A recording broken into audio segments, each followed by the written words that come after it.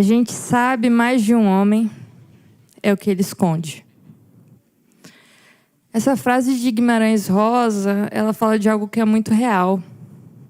A gente esconde porque a gente tem medo. Medo de ser verdadeiro. A teóloga Tish Warren, ela vai seguir o mesmo raciocínio dizendo que nós somos a glória e a feiura pela qual Cristo morreu. Eu gosto de pensar nessa parte da feiura. Porque assim como a maioria de nós, eu só queria mostrar o meu lado bonito.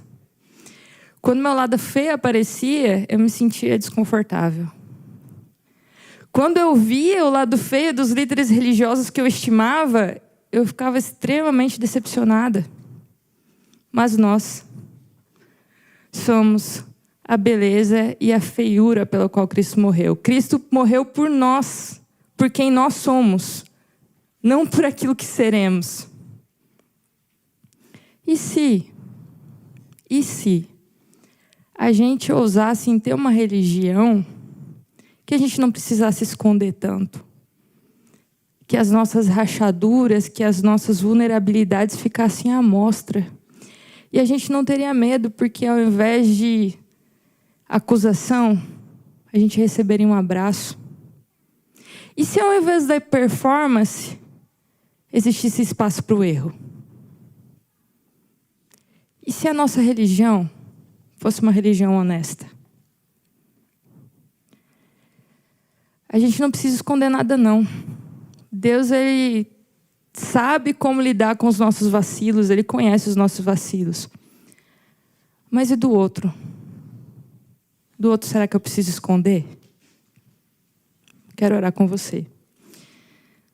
Nosso eterno Deus, a gente está aqui, Senhor. Mente e coração. A gente não precisa esconder nada, porque o Senhor já conhece tudo. E o Senhor nos ampara com o teu amor.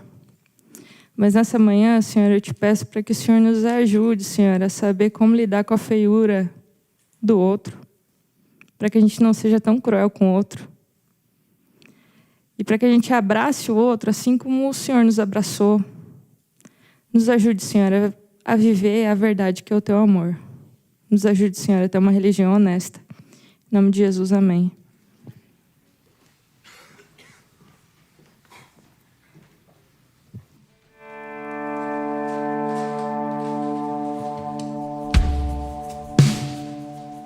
O amor de Deus foi até as últimas consequências, por mim e por você.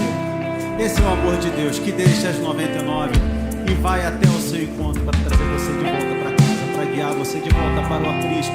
Vamos todos nos colocar de pé e vamos louvar ao Senhor todos juntos nessa manhã.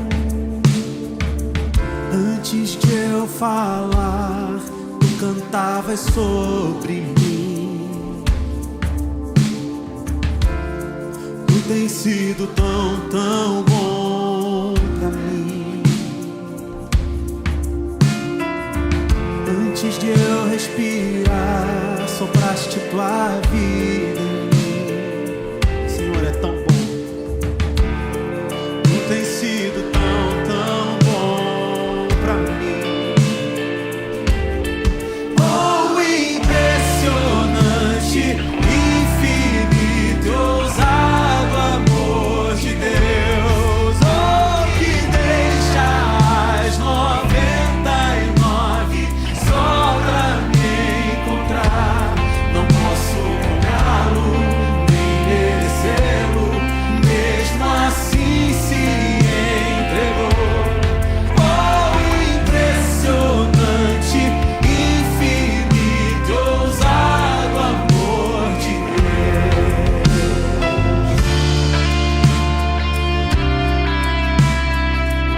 Antes, eu e você vivíamos como ovelhas desgarradas, éramos inimigos dele, mas em sua maravilhosa graça e amor ele nos reconciliou e nos trouxe de volta ao lar. Inimigo eu fui, mas teu amor lutou por mim. Tão bom, tu tens sido tão, tão bom pra mim. Bom pra mim.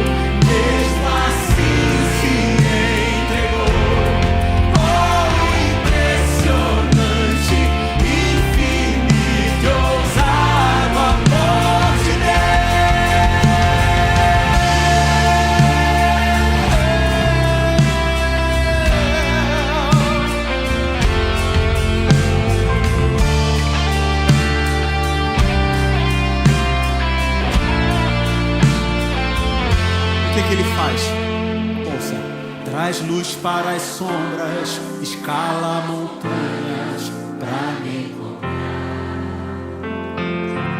Derruba muralhas, destrói as mentiras pra me encontrar. Traz luz para as sombras, escala montanhas pra me encontrar.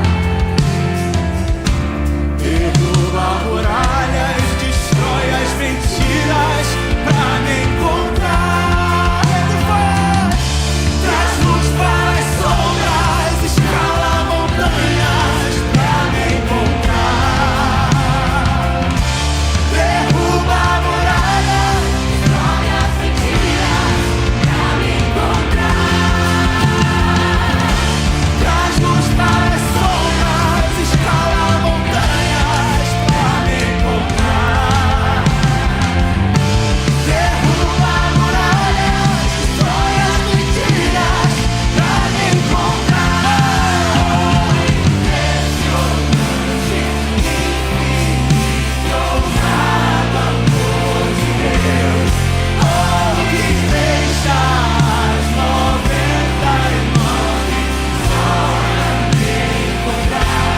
Não posso comprá-lo, nem merecê-lo, mesmo assim se entregou. Oh, impressionante, infinito, ousado amor de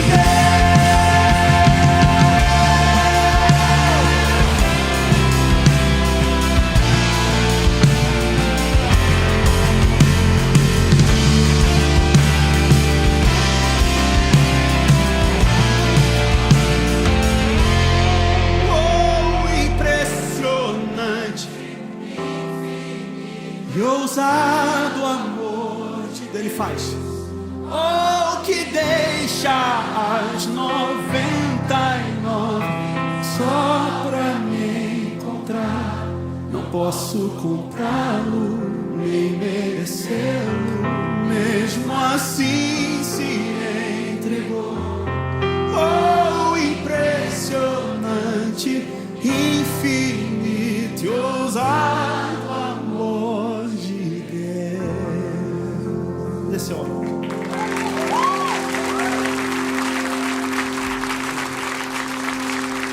É o amor que decidiu um dia habitar no meio do povo, como uma chama que arde, que queima, que se faz presente na minha e na sua vida hoje. É dia de juízo em Israel. O povo de Deus está reunido. O povo se reúne em comunhão. O sacrifício é feito em louvor. O sacerdote faz uma oração. Eu quero receber a unção, rendido aos teus pés por todo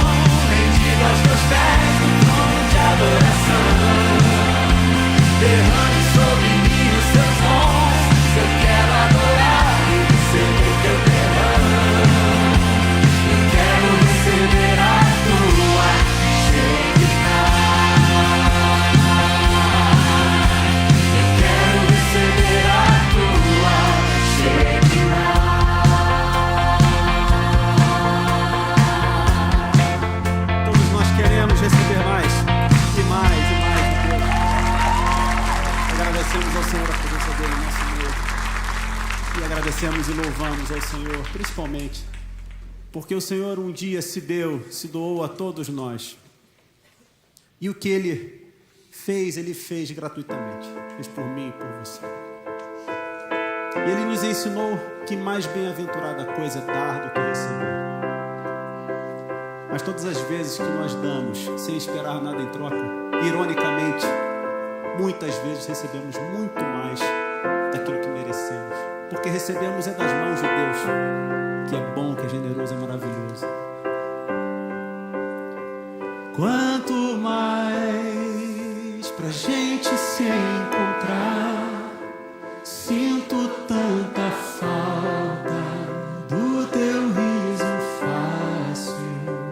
Há lugar pra gente se sentar, uma mesa farta, cheia de bondade. Quando eu te encontrar, preciso te dizer: sem você meus dias são desertos. Vem ao reino, ensina a te amar, me abraça em receber. Sem você meus dias são desertos. Vem ao reino. Tudo que eu mais quero é te ver de perto, dar e receber o teu amor. Veja, tudo que eu preciso é andar contigo, dar e receber o teu amor.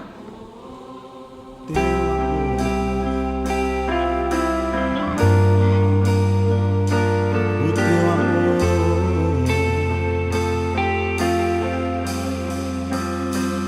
Quanto mais pra gente se encontrar, sinto tanta falta do teu riso fácil. Há um lugar pra todos nós. Há lugar pra gente se sentar, uma mesa farta, cheia de bondade.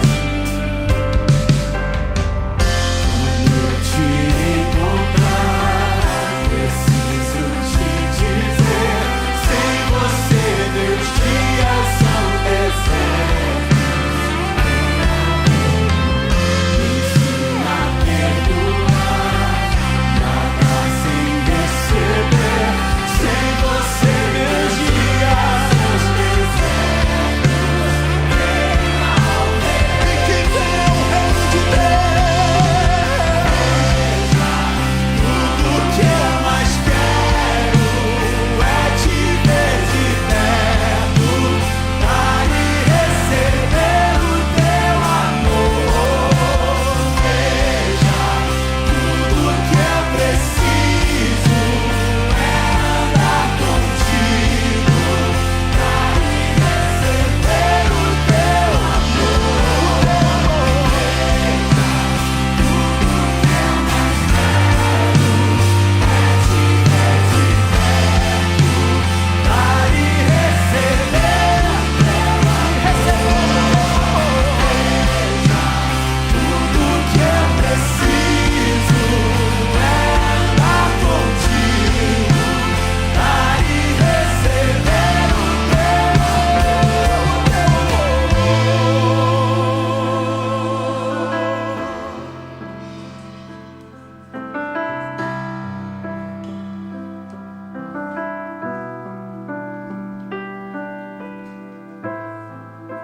Um dia, a glória do Senhor encherá essa terra. Nós teremos o privilégio de, em carne e osso, vermos a sua glória face a face. Que meus olhos possam ver o teu reino encher a terra face a face.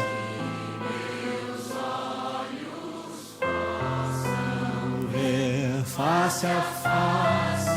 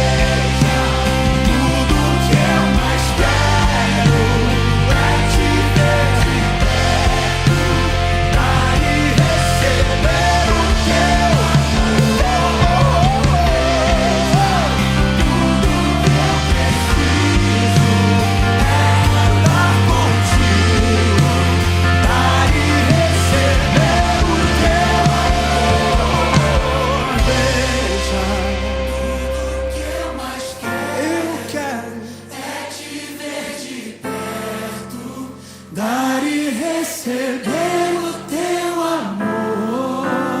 Veja, tudo que eu preciso é andar contigo, dar e receber o teu amor. Ô Santa Igreja, Senhor. Veja, tudo que eu mais quero é te ver de perto, dar e receber o teu amor. Veja, tudo que eu preciso é andar contigo, dar e receber o teu amor.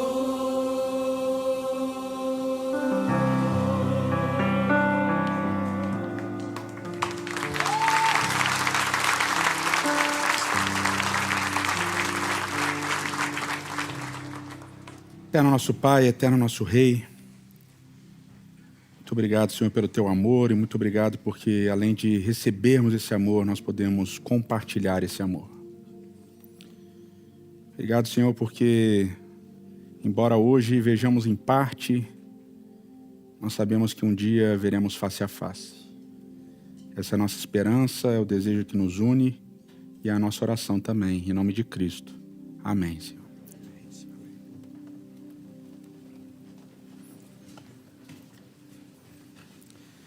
Bom dia, bom sábado, muito bom ter vocês aqui, receber vocês aqui e poder continuar a nossa série Exclusão e Abraço, uma série baseada livremente no livro do teólogo croata Miroslav Volf.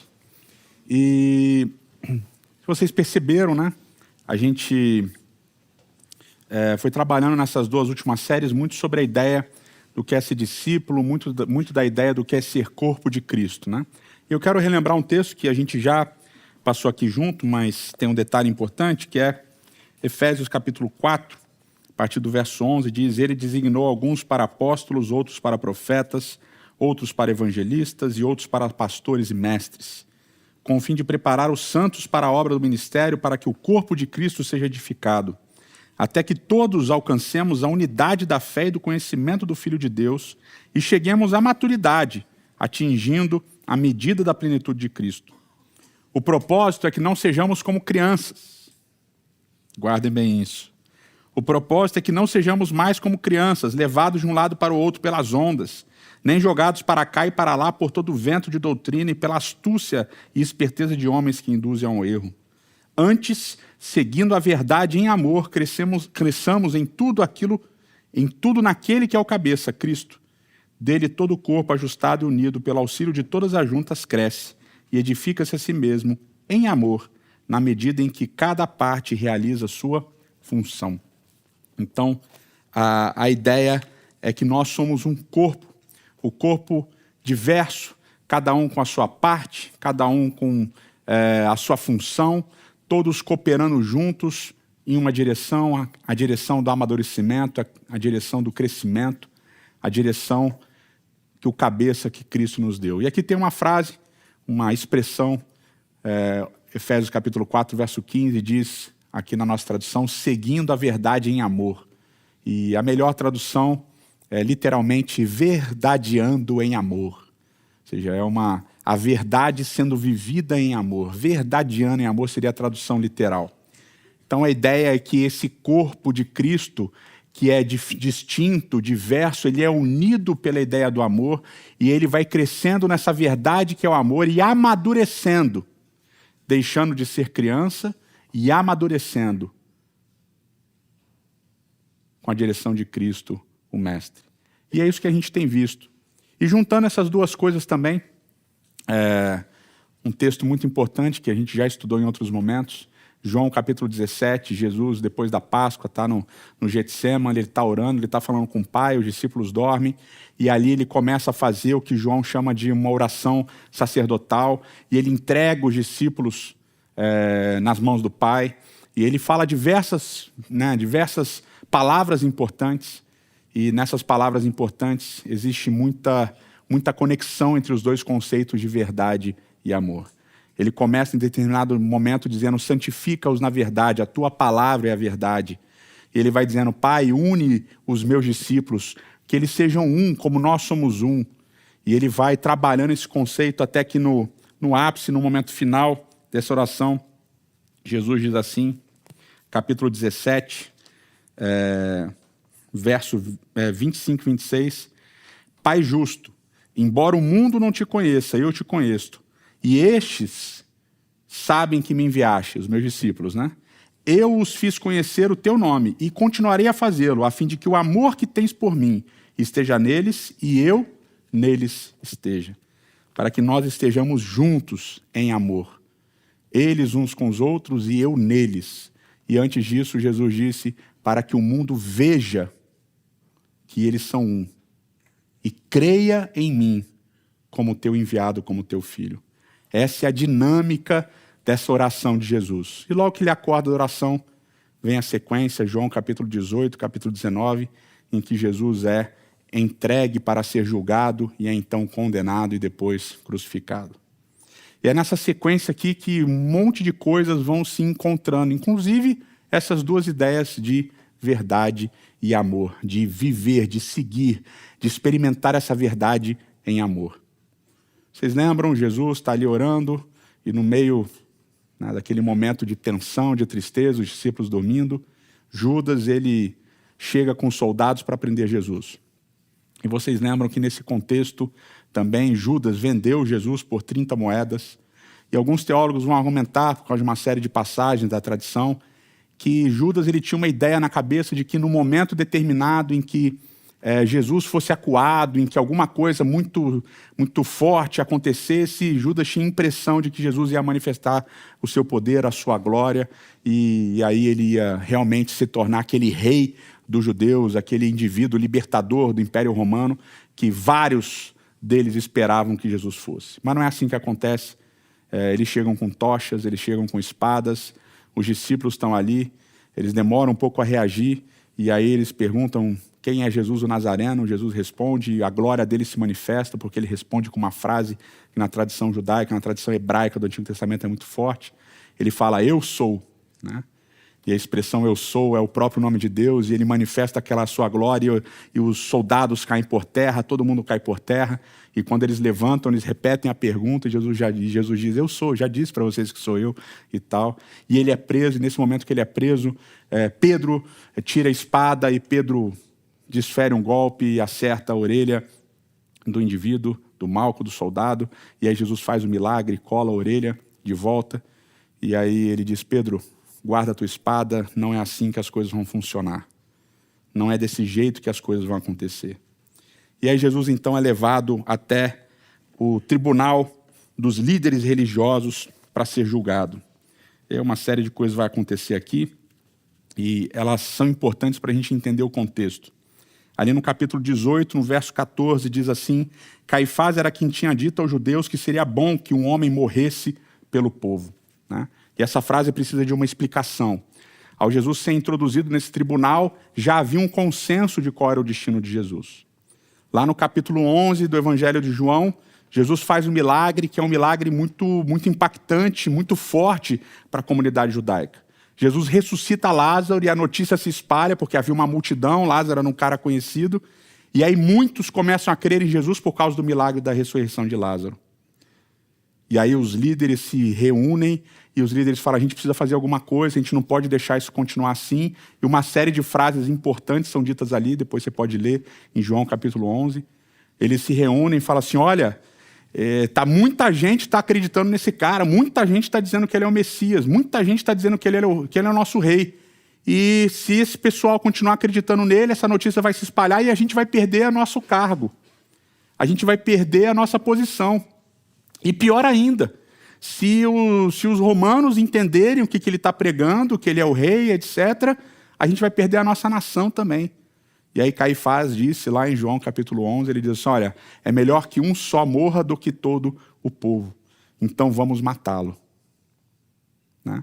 A decisão de matar Jesus ela já estava tomada. Ela já estava acontecendo. E a acusação é uma acusação simples, né? Se ele continuar fazendo o que ele está fazendo e as pessoas continuarem acreditando no que ele está fazendo, nós vamos perder o nosso lugar. E se nós perdemos o nosso lugar e os romanos acreditarem que ele é quem ele diz ser, nós vamos perder a nossa terra também. Então vamos armar um jeito dele ser morto. Portanto, quando o julgamento que esses líderes religiosos vão executar de Jesus começa a acontecer, na verdade a decisão já estava tomada. Ela estava tomada, eles já sabiam o que ia acontecer. Isso fica claro em como as coisas vão se desenrolando. Então, a partir do verso 19, diz assim: enquanto isso, o sumo sacerdote interrogava Jesus acerca dos seus discípulos e dos seus ensinamentos. Verso 20, respondeu-lhe Jesus: eu falei abertamente ao mundo. Sempre ensinei nas sinagogas e no templo, onde todos os judeus se reuniam.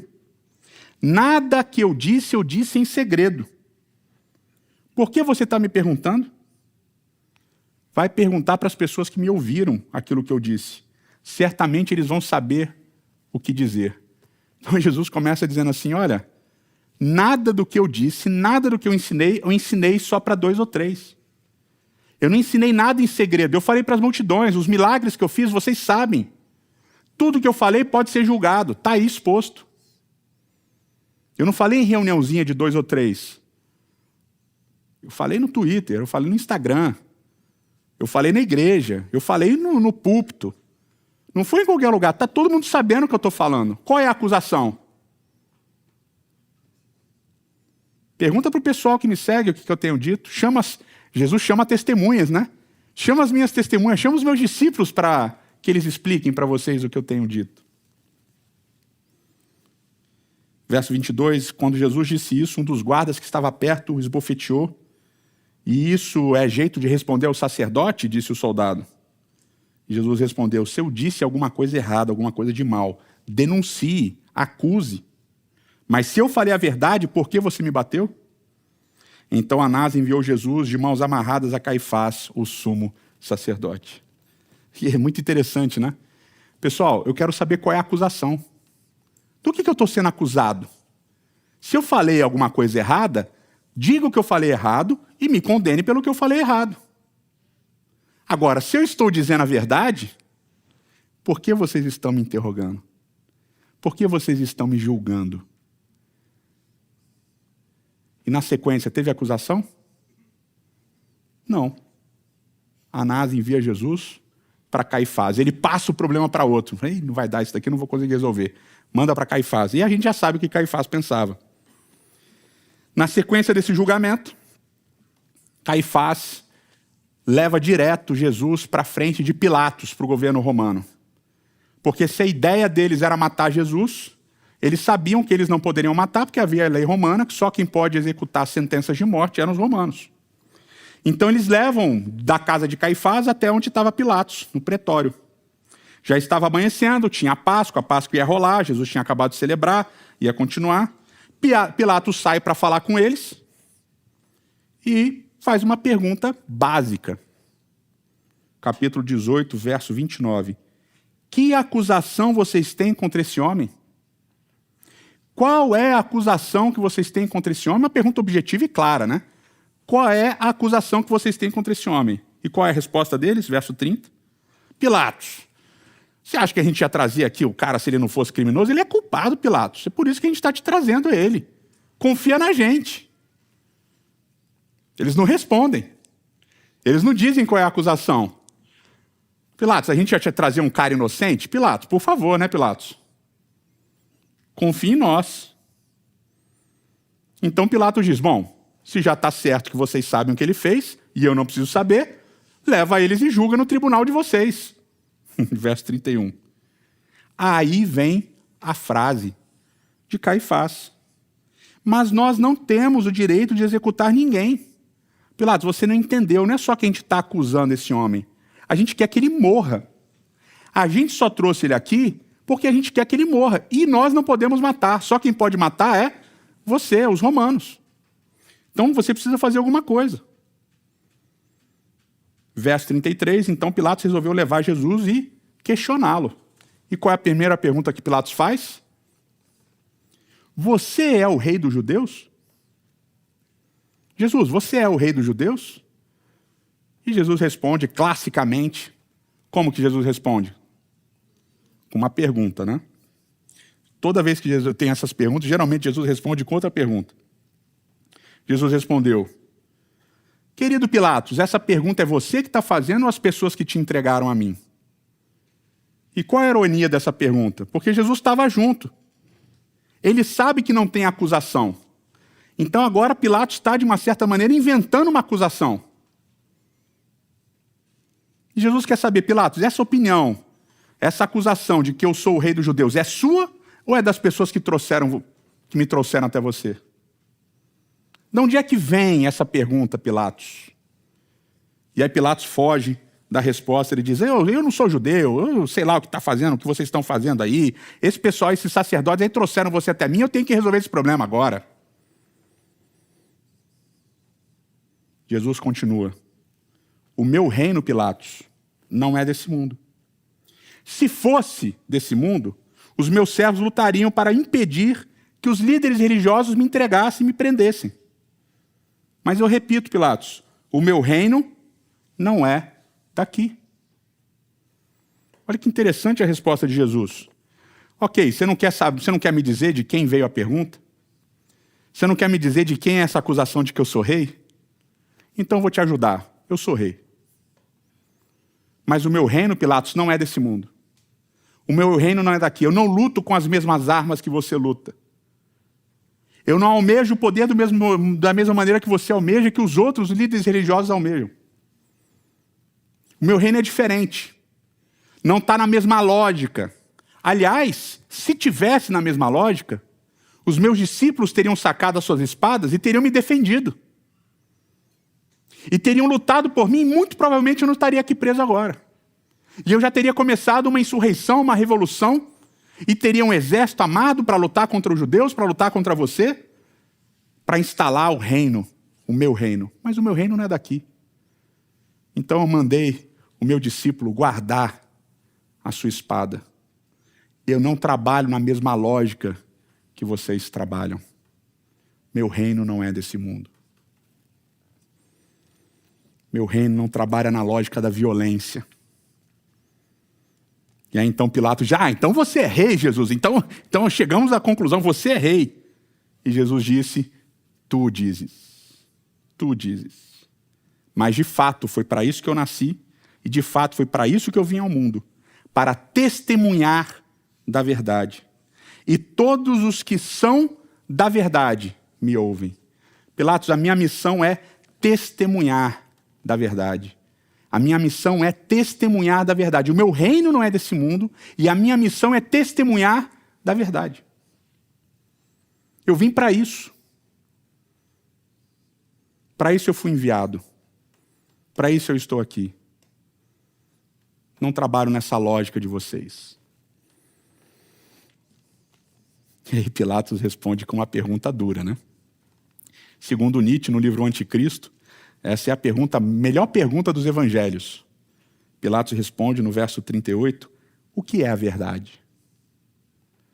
O que é a verdade? Você está dizendo que você veio testemunhar da verdade? O que é a verdade? E aí, Pilatos nem espera a resposta de Jesus, ele simplesmente sai e vai falar com a galera lá fora. E a pergunta é, o que é a verdade? O que é a verdade? E a gente tem duas maneiras de entender a verdade do ponto de vista filosófico. Uma maneira que a gente pode chamar de a maneira moderna de entender a verdade é entender a verdade a partir do ponto de vista de algo absoluto, de um fato, de um conhecimento, de uma ideia que seja verossímil para todas as pessoas. Seja absoluta. E estabelecer isso. Então, por exemplo, a ideia antiga de verdade, bem antiga, é de que a Terra era plana e de que o Sol girava em torno da Terra. E essa era uma verdade que não podia ser questionada. E quando ela foi questionada, o que aconteceu? Muitas pessoas morreram. Outras ficaram presas pela vida inteira, porque questionaram, dizendo, não, a Terra não é plana, a Terra é redonda, e ela, na verdade, é ela que circula, né, em torno do Sol, é ela que se move. E aí a ciência foi evoluindo e provou que não, que a Terra realmente é redonda e que Realmente é ela que circula em torno do Sol. E a verdade moderna foi estabelecida nesse fato. Só que o problema é que essa verdade absoluta, ela começou a ser questionada. Por quê? Não essa, né? A verdade absoluta de uma maneira geral.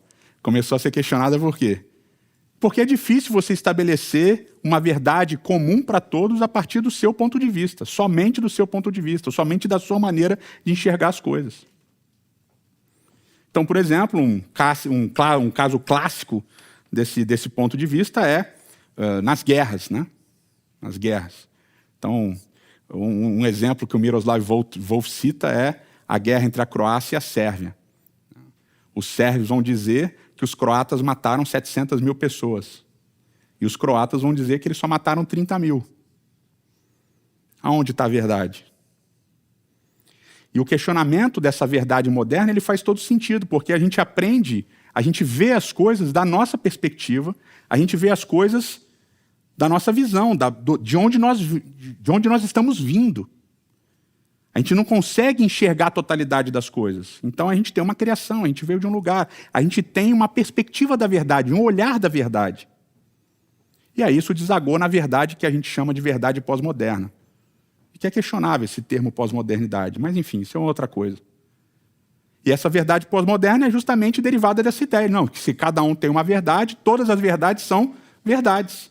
Então não existe uma verdade única e absoluta, existem várias verdades. Cada um tem a sua verdade. E aí, obviamente, hoje as pessoas dizem, não, a Terra não é mais redonda, a Terra é plana, essa é a minha opinião. Ponto final, essa é a minha verdade. Ou, por exemplo, uma coisa mais idiota. A camisa é preta ou a camisa é azul? Eu acho que é preta, eu acho que é azul. E é uma eternidade de discussão. Eu, quando comprei essa camisa, eu achei que era preta. Mas ela é azul, pelo que me disseram. Mas a minha verdade é que a camisa é preta. E a verdade da minha esposa é que a camisa é azul. Se todas as verdades são verdades, todas as verdades são válidas. E a verdade deixa de ser alguma coisa objetiva e passa a ser completamente subjetiva e relativa. Isso gera um problema. Qual é o grande problema disso? A verdade de quem bate e a verdade de quem apanha são duas verdades. E você vai ter que viver com essas duas verdades. Porque quem bateu acha que tem razão. E quem apanhou acha que foi injustiçado. E essas duas verdades vão eternamente ficar como? Se chocando, se batendo. E agora quem apanhou, já que não consegue demonstrar que a verdade de quem bateu é equivocada, vai fazer o quê? Vai devolver o tapa, vai devolver o soco, vai devolver a agressão, vai devolver o quê? A violência. Se a minha verdade não consegue se impor objetivamente, ela vai se impor a partir da minha violência de reação. E as verdades vão viver em choque, porque se todas as verdades são verdades,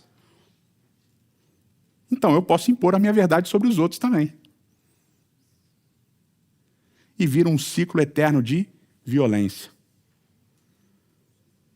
E é por isso que o Miroslav Volf ele propõe uma outra alternativa, a alternativa da visão dupla. E eu achei muito interessante, a gente já falou sobre isso aqui em outros momentos. Na verdade, em 2020, no sermão que eu fiz, eu falei sobre isso. E muitos de vocês escutaram. Qual é o processo da visão dupla? Eu vou contar uma historinha que vocês já ouviram de mim também, chamada A Lanterna de Quatro Cores, um conto judaico. Vocês conhecem essa história, provavelmente com os monges tibetanos apalpando um elefante. Né? Lembra? Os monges tibetanos apalpando um elefante, um diz, o elefante é uma tromba, o elefante é uma perna, o elefante é um rabinho e tal, papapá. Lembra disso? A lanterna de quatro cores funciona assim. Uma cadelinha, uma cachorrinha, tem 4 filhotes. Esses 4 filhotes ficam sozinhos, porque ela tem que sair para caçar. O dia vai anoitecendo. A lanterna se compadece, a vela se compadece daqueles cachorrinhos e fala, eu vou me acender e vou iluminar a sala para os cachorrinhos poderem procurar água, poderem procurar uma comida, poderem se aquecer. Só que a minha luz é muito forte. Lanterna, me cubra para que os cachorrinhos não fiquem cegos quando abrirem os olhinhos. E aí a vela se acende, a lanterna cobre a vela, e aí os cachorrinhos começam a abrir os seus olhos. E aí o primeiro diz, bendita seja a luz que me esquenta e que eu consigo ver e tal. Bendita seja a luz porque ela é verde. Aí o segundo cachorrinho diz, não. Bendito seja a luz, mas a luz é azul. Aí o outro, não, bendito seja a luz, mas ela é verde. Aí o outro, não, bendito seja a luz, mas ela é vermelha. E aí eles começam a brigar e se matam. Eu gosto sempre de concluir assim, porque fica traumático, né? Aí vocês nunca esquecem essa história. Aí a cachorrinha volta, a mãe volta, encontra 3 filhotinhos mortos e um quase morrendo e pergunta, o que aconteceu aqui? Esses meus irmãos, esses idiotas, esses imbecis, ignorantes, um disse que a luz era amarela, outro disse que a luz era vermelha, outro disse que a luz era azul, mas a luz era verde e morre. Duplo trauma, ficou bom. Qual é a questão aqui? Eles 4 estão vendo a verdade a partir da sua perspectiva, é uma perspectiva válida. Um cachorrinho realmente enxerga a luz azul, o outro cachorrinho realmente enxerga a luz verde, o outro amarela, vermelha, assim por diante. Eles realmente enxergam aquilo. O que falta para eles? Um distanciamento de si mesmos.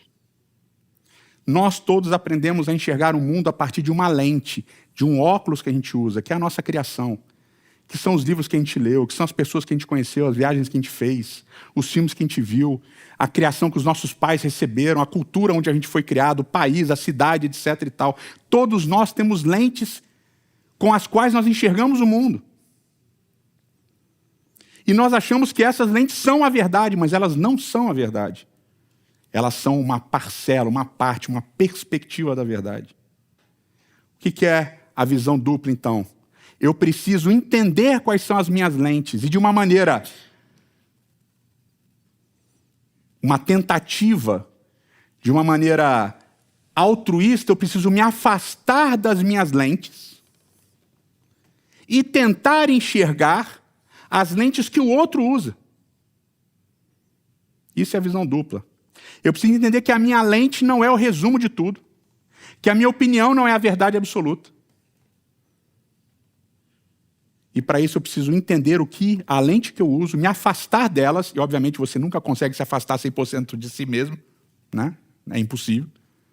Mas tentar entender a visão do outro. Tentar entender de onde o outro está falando. Quais são as perspectivas dele, quais são os olhares dele, quais são as opiniões dele.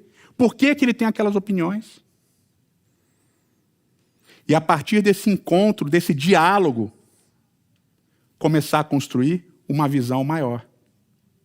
Porque se aqueles cachorrinhos tivessem pensado nisso, talvez um deslocado levemente para o canto do outro, olha, realmente a luz aqui é amarela, no meu é azul, aqui é amarela, olha, interessante. O que será que está acontecendo?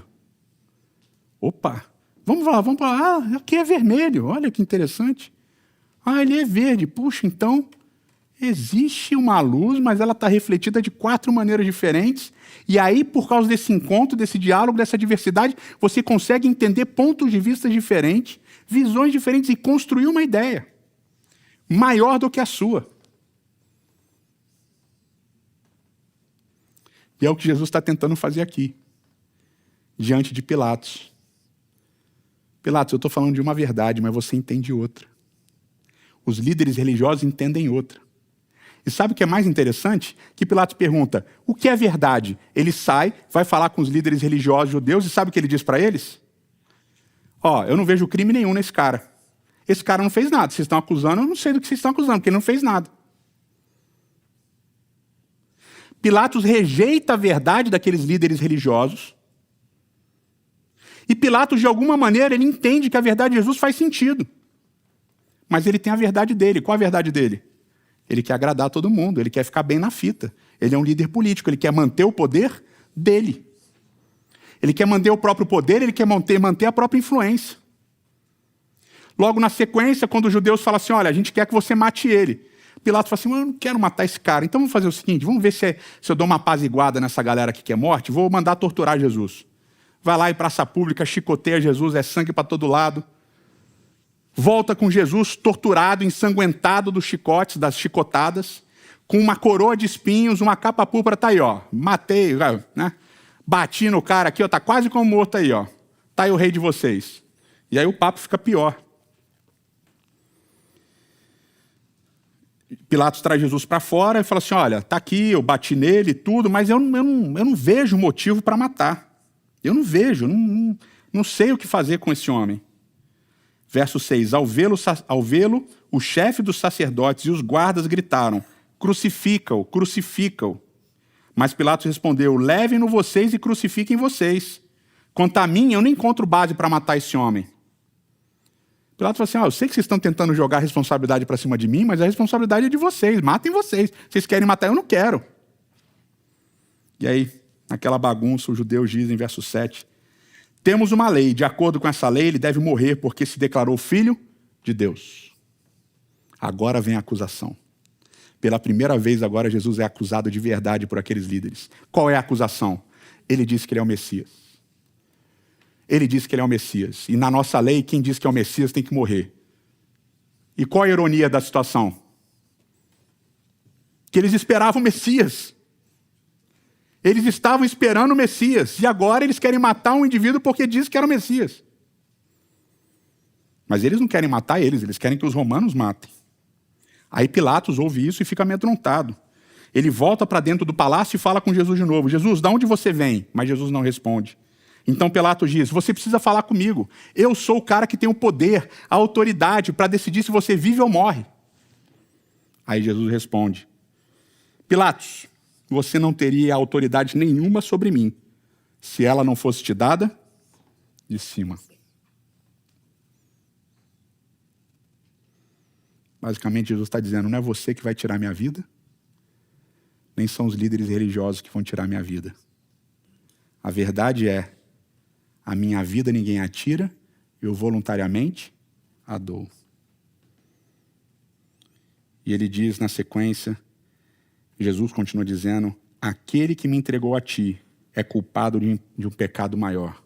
Vocês dois, você, Pilatos, que quer manter o seu status, que quer manter o seu poder, é pecador, mas muito mais pecador são aqueles líderes religiosos que me esperavam, mas estão me entregando para morrer.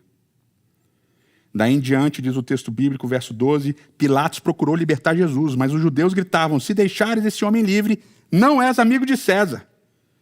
Quem se diz rei se opõe a César. E aí Pilatos teve medo. Sentou na cadeira de juiz, e aí se voltou para os judeus e diz, eis aí o rei de vocês. O que vocês querem que eu faça? E eles gritavam, verso 15, mata, mata, crucifica-o. Pilatos pergunta, devo crucificar o rei de vocês? E eles respondem, não temos rei senão César. Chefes dos sacerdotes, eu vou ler o texto, não temos rei senão César. Responderam os chefes dos sacerdotes. Finalmente Pilatos o entregou para ser crucificado. Não temos rei a não ser César. Olha que situação bizarra que acontece aqui. Os líderes, os sacerdotes, os líderes religiosos, eles esperavam quem? O Messias. E qual era a aspiração que eles tinham para esse Messias que ia vir? Ele vai reinar, ele vai libertar a nossa nação e finalmente a gente vai ter um rei davídico reinando em Jerusalém. Ele vai expulsar os romanos. Eles esperavam um Messias que ia ser rei. E quando esse Messias vem e não quer ser rei, eles dizem, não temos outro rei a não ser César. Não temos outro rei a não ser César. Quão pesada é essa declaração? Eles não estão negando só Jesus como Messias, eles estão negando séculos de esperança. Fé deles. Todo o estudo da Torá e dos profetas, eles estão negando ao dizerem que eles não têm outro rei a não ser César. Eles estão tirando Deus do lugar de rei e estão dizendo que César é o rei deles. E que para agradar a César, eles se manterem nas posições de poder que eles estavam, eles preferem entregar Jesus para morrer. Como diz Caifás, é melhor que morra um homem do que toda a nação. Eles negam tudo, a verdade, inclusive, para manterem a posição deles. E Jesus se entrega. Qual é a verdade de Jesus? A verdade de Jesus é que ele se entrega por amor. A minha vida ninguém a tira, eu voluntariamente a dou. Eu dou por amor. O meu reino não é nesse mundo porque nós não usamos as armas desse mundo. Nós não usamos violência. Nós não usamos relativismo. Nós não usamos essas verdades, nós usamos uma única verdade, e é a verdade que nos une e vai ser o amor. E eu vou demonstrar para vocês como é essa verdade. Eu vou morrer injustamente. Por pessoas que querem que eu morra. Morrer por elas também. E como diz Isaías, vou subir como uma ovelhinha, né? Como diz o profeta Isaías, subiu como uma ovelhinha muda diante dos seus tosqueadores. Eu vou fazer isso. Essa vai ser a minha prova de amor. A verdade de Jesus é que a vida é importante e que a morte dele traria mais vida. E a verdade dos fariseus é que eles estavam dispostos a entregar, dos líderes religiosos, é que eles estavam dispostos a entregar uma vida para a manutenção do poder deles. E a gente termina com uma historinha muito importante que acabou popularizando um texto nos últimos anos no Brasil. E conhecereis a verdade vos libertará. Vocês sabem um contexto em que essa fala aparece? É um contexto muito importante, de uma história muito importante, que todos que são cristãos conhecem essa história. Uma mulher adúltera é levada diante de Jesus, e quando ela é levada, os líderes que a levam dizem o que para Jesus? Jesus, essa mulher foi pega em adultério. Segundo a lei de Moisés, ela merece morrer. Podemos apedrejá-la? A manutenção do poder, a manutenção do status deles, de intérpretes da lei, aquela mulher deveria ser apedrejada. E eles querem que Jesus reforce a posição que eles estavam. E o que Jesus diz? Nada, escreve. O pessoal fica ansioso, o pessoal começa a ficar irado. E aí eles começam a pressionar, e Jesus diz assim, quem não tem pecado, atire a primeira pedra. E aí acaba a discussão. Todos vão embora, Jesus vira para a mulher. Eu também não te condeno, vai, não peques mais. E ela é liberada. E aí Jesus continua o sermão dele para aquelas pessoas que ouviam, João capítulo 8. E é nesse contexto que vai aparecer a frase. Ele diz assim, verso 28, quando vocês levantarem o Filho do Homem, saberão que eu sou, e nada faço de mim mesmo, mas falo exatamente o que o Pai me ensinou. Aquele que me enviou está comigo, e ele não me deixou sozinho, pois sempre faço o que lhe agrada. E tendo dito isso, as pessoas creram nele. Disse Jesus ainda mais aos que haviam crido nele, se vocês permanecerem firmes na minha palavra, a palavra de Deus é a verdade, verdadeiramente serão meus discípulos, e conhecerão a verdade, e a verdade vos libertará. Se vocês permanecerem em mim, quando eu morrer, porque o Filho do Homem vai ser levantado, e quando ele for levantado, se vocês permanecerem em mim, então a verdade vai libertar vocês. O fato é, hoje, nós não entendemos tudo. O nosso conhecimento e a nossa visão das coisas é limitado. A gente não vê o todo, a gente não sabe o todo, a gente não conhece o todo. Nós temos uma visão parcial das coisas. E como membros do corpo de Cristo, nós também temos um entendimento parcial do corpo de Cristo. Porque a gente só vê em parte. O que vai nos libertar não é o conhecimento da nossa partezinha do corpo, mas é o conhecimento do todo. De que para termos união entre todos é preciso que haja amor, é preciso que haja entrega, é preciso que haja perdão. Porque as nossas armas não são as armas dos reinos do mundo, não é a vingança, não é a violência. Não é reação, não é buscar o mal, mas é tratar o mal com o bem. E essa é a entrega de Jesus. E Paulo refletindo sobre isso, num texto que vocês conhecem muito bem. 1 Coríntios capítulo 13. Ele fala do amor e vocês lembram, mas a partir do verso 11 ele diz, quando eu era menino, falava como menino, pensava como menino e raciocinava como menino. Quando me tornei homem, deixei para trás as coisas de menino. Agora, pois, vemos apenas um reflexo obscuro, como um espelho. Mas um dia nós veremos face a face. Agora eu conheço em parte, mas então eu serei conhecido plenamente. Da mesma forma como sou plenamente conhecido. Assim, permanecem agora esses três, a fé, a esperança e o amor. O maior deles, porém, é o amor. Vocês estão entendendo a dinâmica? Quando a gente é menino, a gente acha que os nossos problemas são os maiores do mundo. Quando a gente é menino e alguém quebra o nosso carrinho, a gente quer quebrar o carrinho de volta. Quando a gente é menino, a gente quer a justiça do nosso jeito. Ele me deu um tapa na cara, eu quero dar um tapa na cara. Não é assim? Se ele quebrou um brinquedo meu, eu quero quebrar um brinquedo dele. Quando a gente é menino, a gente acha que a nossa casa é o centro do universo. Que os nossos pais são os heróis do mundo. Quando a gente é menino, a gente vê em parte. Quando a gente entra no corpo de Cristo, a gente vê em parte. Mas nós precisamos amadurecer, a gente precisa crescer, a gente precisa ser livre das coisas de menino. E quando é que a gente vai ser livre das coisas de menino? Quando o amor de Cristo for o nosso amor também. Quando a ordem, quem quer vir após mim, tome a sua cruz e siga-me, for a nossa ordem de obediência também. Quando a gente entender que o amor é também entrega, é sofrer injustiça. E é devolver amor. E não vai ser fácil. Mas a gente vê em parte e nós precisamos ver face a face. A gente conhece em parte. Mas a verdade plena é esse amor de Cristo. E é isso que a gente precisa buscar. Eterno nosso Pai, eterno nosso Rei. Que exemplo Cristo nos deixou. Na nossa vida, no chão da nossa vida, nas nossas lutas, na nossa jornada, a gente não entende muita coisa. Nosso conhecimento, não só das coisas da nossa vida é limitado, mas como das tuas coisas, das coisas divinas, também é muito limitado.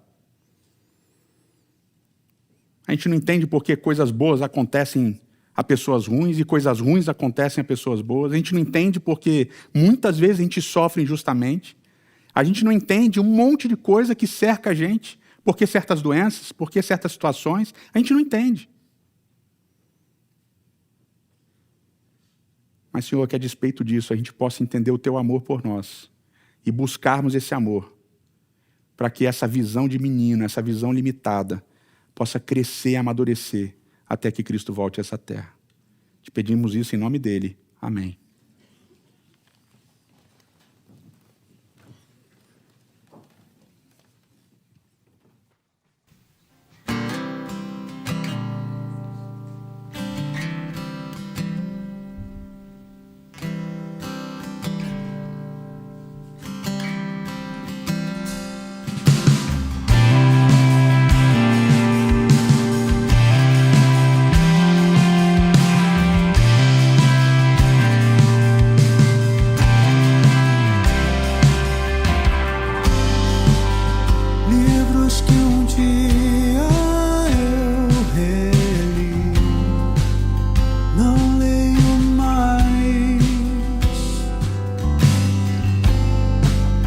versos que há um tempo atrás cantei, não canto mais. Falsas verdades que aprendi, deixo na infância, e a liberdade que há em mim trago na mala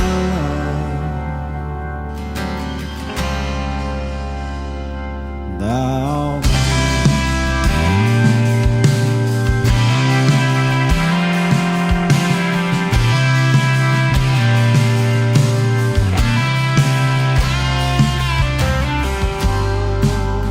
Hoje não ando sem saber qual é o destino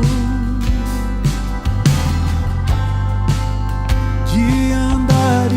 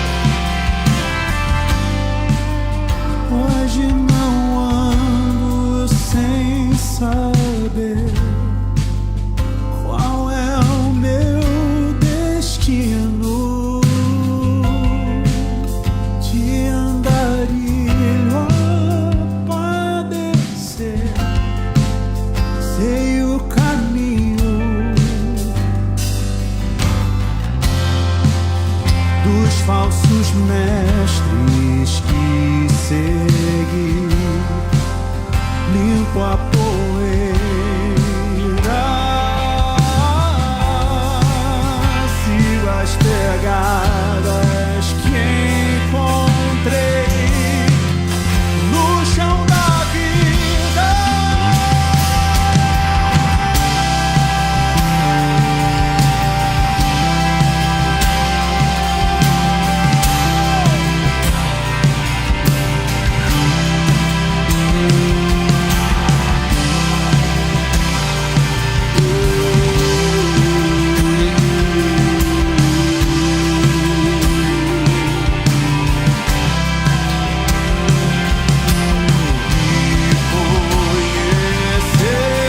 Conhecereis a verdade, e a verdade vos libertará.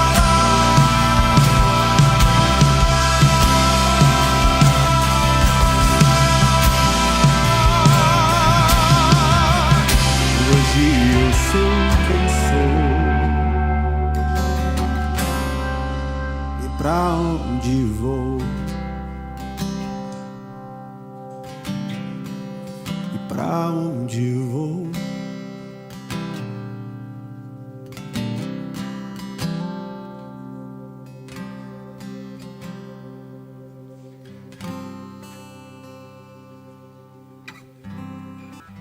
Que o Senhor te abençoe e te guarde, que o Senhor faça brilhar o seu rosto sobre ti e tenha misericórdia de ti, que o Senhor sobre ti levante seu rosto e te dê a paz. Bom sábado para vocês e até a próxima.